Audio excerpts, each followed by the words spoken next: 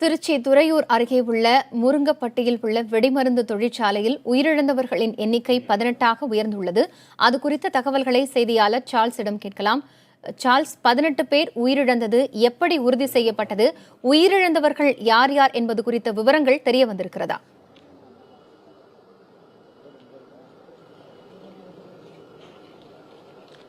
காயத்ரி, அதாவது துறையூர் அருகே உள்ள முருங்கப்பட்டியில கடந்த 22 வருடங்களாக இந்த வெடிமருந்து தொழிற்சாலை என்பது செயல்பட்டு கொண்டிருக்கிறது. இந்த வெடிமருந்து தொழிற்சாலையில இன்று காலை அதாவது மொத்தம் உள்ள 7 யூனிட்டுகள் இருக்கு. அதுல ஒரு யூனிட்ல சரியாக 7:45 மணிக்கு இந்த வெடி விபத்து ஏற்பட்டிருக்கு.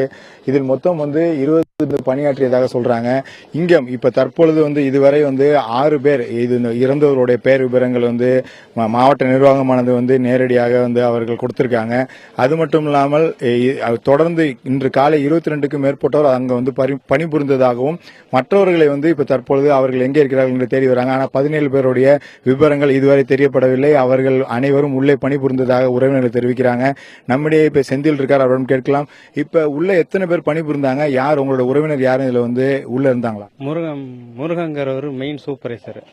அவர் காலையில ஷிப்டுக்கு 5:30 மணிக்கு அங்க பஸ் ஏறி இங்க வந்துருவாரு. கம்பெனி வண்டியா வரும், ஏத்திட்டு வந்துருவாங்க.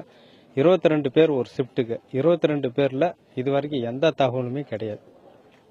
இல்ல, இப்ப இந்த 22 பேர்ல மத்தவங்க யாராவது வெளியில உங்களுக்கு எதுவும் தொலைபேசியில தொடர்பு கொண்டாங்களா? ஷிப்ட் பார்த்தவங்க இப்ப சொல்லியிருக்காங்க. நைட்டு ஷிப்ட் பார்த்தவங்க காலையில ஒருத்தர் அந்த ஷிப்ட் பார்த்தவர் விஷயம் சொன்னாரு. இந்த மாதிரி வண்டி வேன் ரிப்பேர் ஆயிருச்சுங்க, நாங்க தள்ளிட்டே வந்தோம், ஷார்ட் வேற வண்டியில இருக்கிற பேட்டரி எடுத்து அந்த வண்டிக்கு போட்டு பார்த்தோம். போட்டுட்டு இருக்கும் பொழுது குடோன் வெடிச்சதுங்க. வெடி மருந்து வெடிச்சது. அதுல மெயின் சூப்பர்வைசர் அப்பதான் உள்ள போனாரு. போன உடனே வெடிச்சிருச்சு. வெடிச்ச உடனே அந்த பில்டிங் ரொம்ப தூரம் இதாகி கறி புகையா இருந்ததுங்க.